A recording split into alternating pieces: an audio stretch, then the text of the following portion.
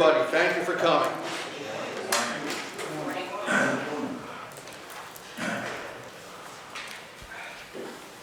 Welcome to our budget hearing. The proposed budget for the City of New Brunswick for 2019 has a total expenditure of $94,523,063, which will be supported by a municipal tax levy of $35,522.86. This reflects an increase of 3.4 cents to the tax rate and $109.66 annual increase to the average property owner. In this budget, all traditional goods and services remain funded and within the spending and levy cap requirements.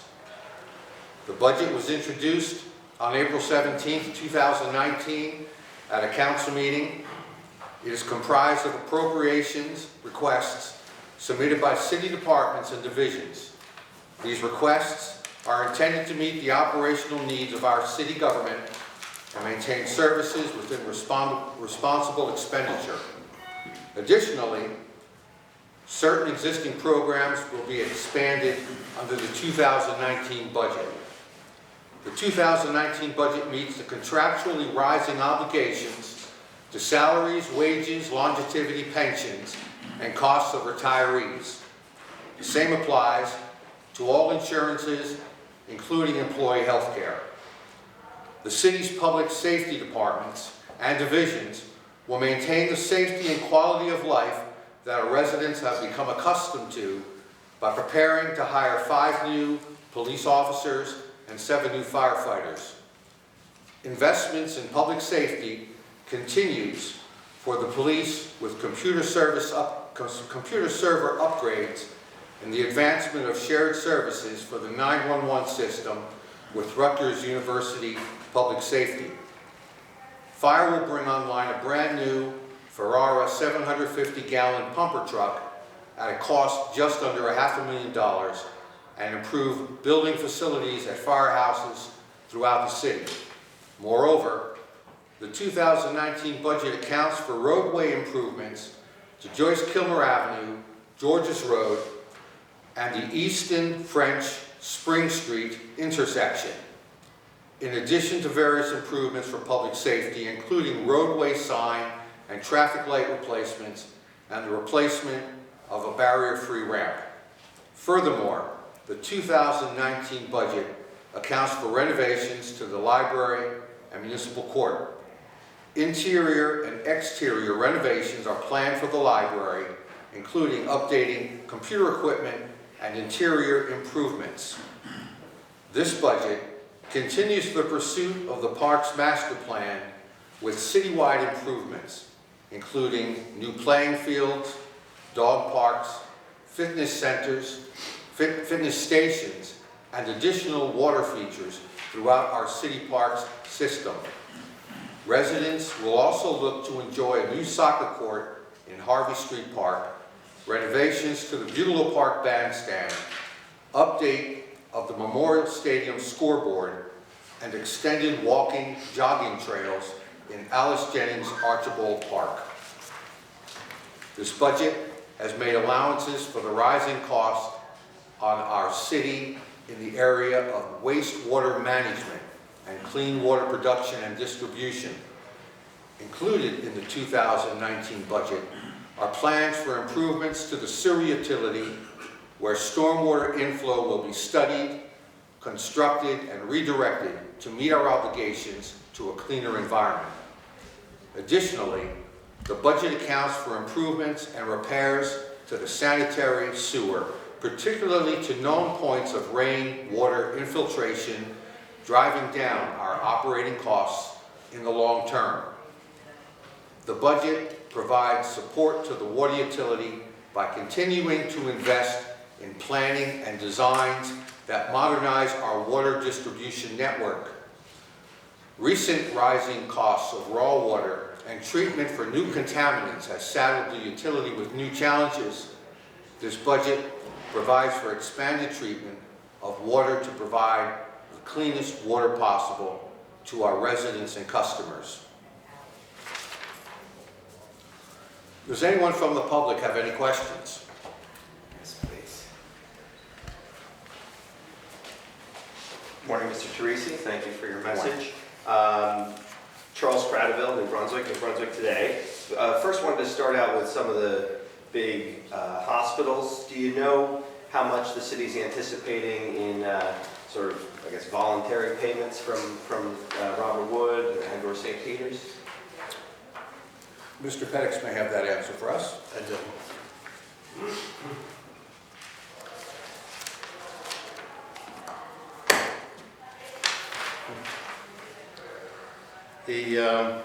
The pilot payment that's there, or actually we're calling it a community contribution from Robert Wood Johnson, is $1,800,000. The contribution from St. Peter's Hospital is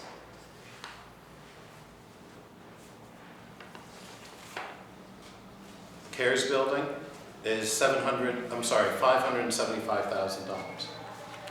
So I think that's a slight increase for Robert Wood? Yes. Over last year? Correct. It was 1.5 last year? Actually 1.7, I believe. Oh, okay. $1,750,000 last year. This year it's $1.8 million. Thank you. I notice increase in anticipated cable television fees. Does anybody know what that represents and when the contract is going to be up? I'm not sure when the contract is up, but the fees that are listed there are the actual checks that we received so far this year. There are two checks, one from Verizon and one from Optimum Cablevision. So those are the actual dollar amounts of the checks that we got on our franchise fees. Okay, because I see last year was 200 and then 2019 is 316. Correct. So that's based on what's been. When actual receipts. Okay, thank you.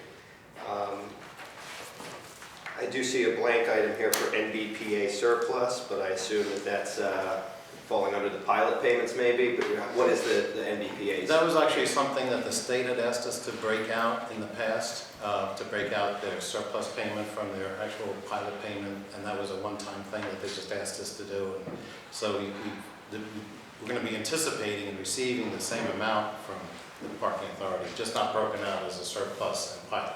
I got you, and that amount would be like 4.7. That sounds about right. Same amount as last year, correct.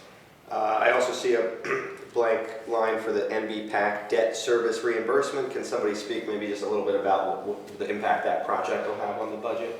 Again, that was a line item that actually we are, for the first 2 years, paying for any interest out of our capitalized interest from the bond sale. And then once the project comes online, which I believe is going to be starting next year, the pilot payments from that project will be paying the debt service. So that was actually put in anticipation of next Future year. years. Future Yeah, years. I got you. But you said the project won't come online until next year? I think we're not going to start getting the payments until Okay. next year. Understood. And those payments represent what? They're repaying the loan? They are paying the loan, correct. Okay.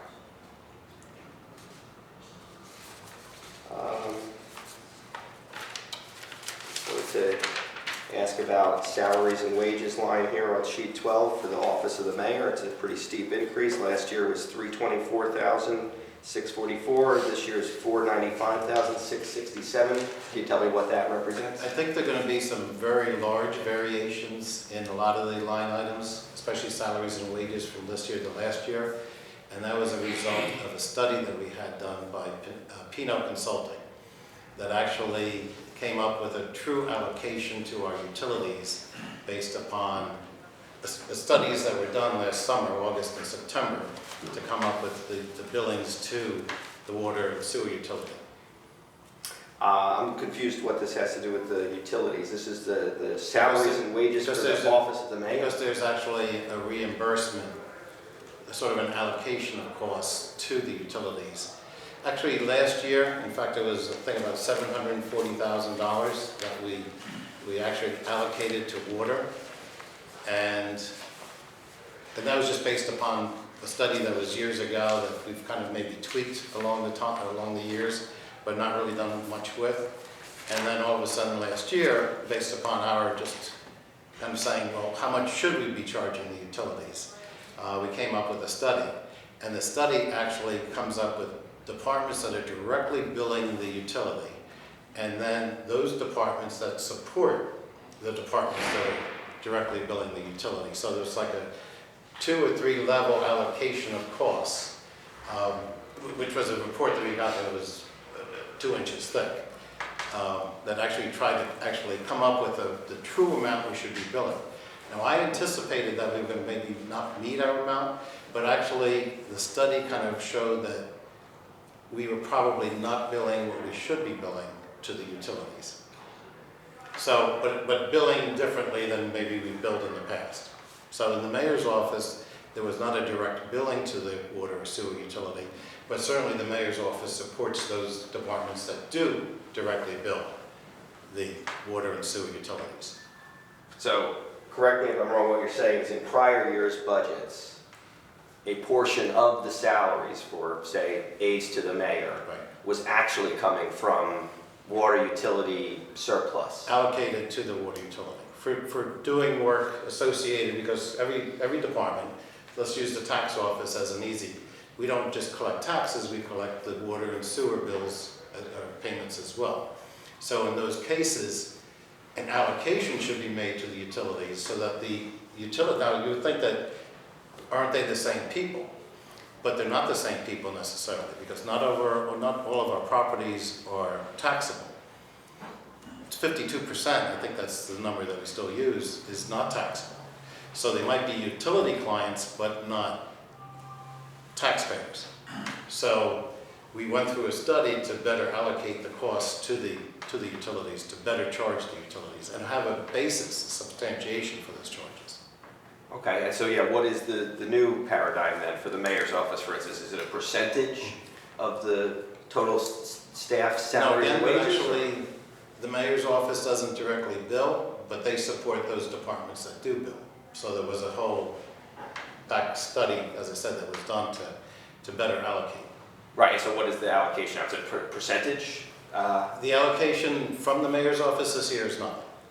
Directly, just Nothing. So indirect. now this number actually does now represent the full cost of the staff salaries and wages for the first time. There might be some reimbursements from grants and other things that are in there, but yes. Okay. So almost $500,000 for that. And I guess the same is the explanation for the Office of Business Administrator increasing from 278 to 378? Correct. You'll see it in a number of departments that look unusual this year compared to last year. Okay, and you said that report was from Pino Consulting? Correct. Okay, and I could of course get a copy if I ask the clerk. Sure. All right. Did want to ask about the police department. Is there any funding for body-worn cameras? I know the department leadership has said they support that for years, but have not found the room in the budget for it. Is there any component of the budget for that this year? No, there is not. Okay.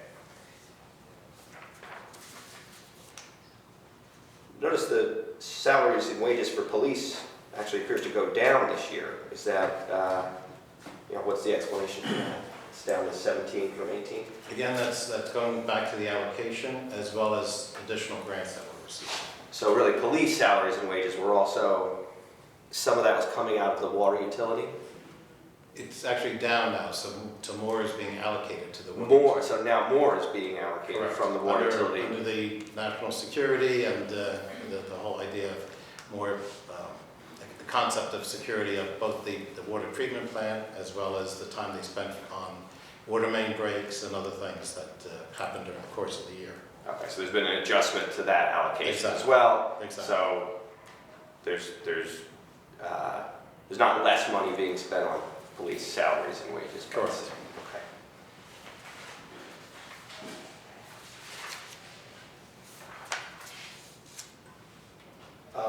The Civic Square buildings, I know probably about 2/3 of the way through the lease. What does that mean for the city government? And I guess, is this the total payment for, we can expect every year for another $1 million each year? Or, I say $1 million and then another 700? That's correct. Okay, and that's to pay back Devco for the buildings, and then the city will own the building or the county will own the building? I'm not sure of that arrangement. I'd have to get back to you. Okay.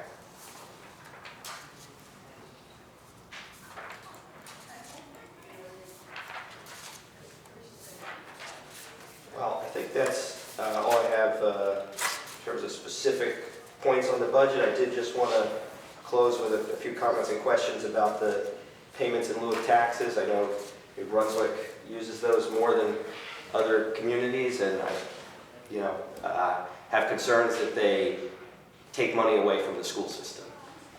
And I just wanted to ask what the total amount of pilot revenue is this year for the city.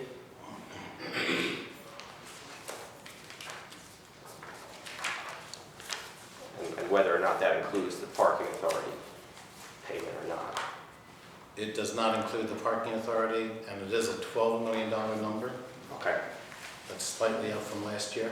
And so that's $12 million, just to be clear, they're coming from developers in lieu of paying traditional property taxes on the biggest and most expensive buildings in the city for the most part.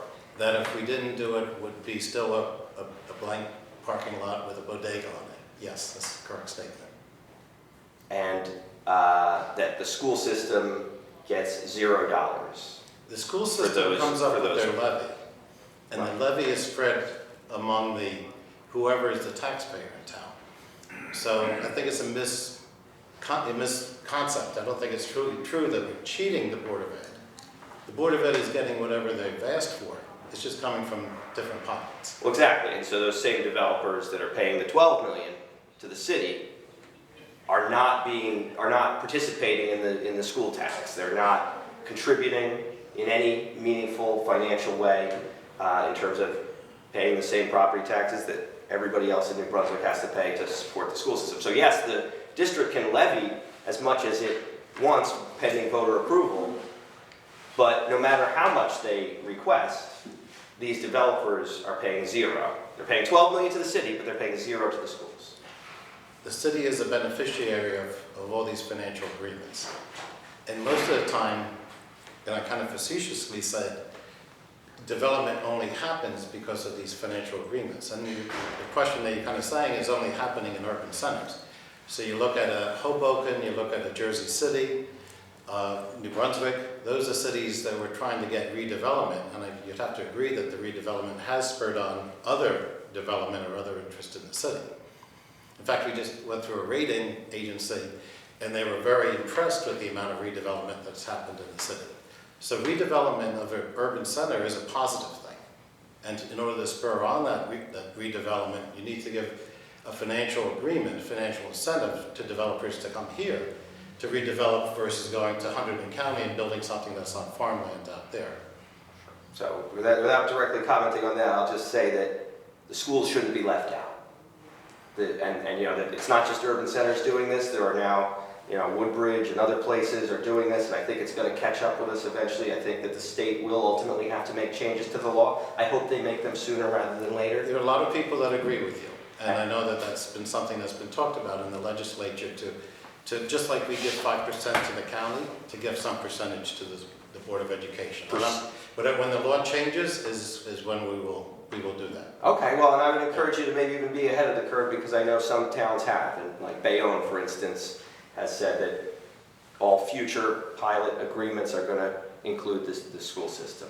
And I think that would be, at the least that the city could do for the schools, because some of these buildings do actually contribute children that the school system needs to educate, and so it's really unfair for these wealthy developers to not pay at all into the school system. And it's nice they're giving $12 million to the city, but $0 to the schools is unacceptable, and that's my comment. Thank you for hearing me out and for answering my questions. Thank you, Charlie. That concludes our budget hearing. Thank you all for coming. Adjourned.